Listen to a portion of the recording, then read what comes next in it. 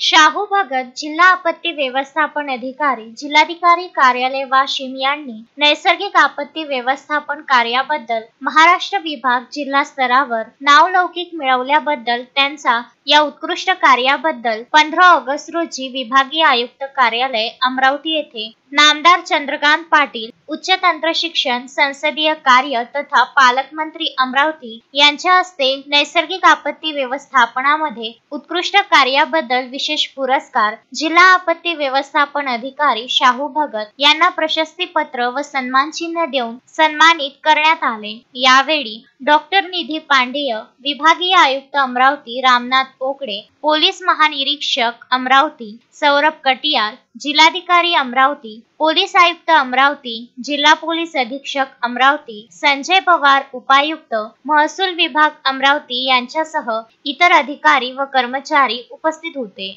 Akshay Lotay, Vidarbha news, Washim.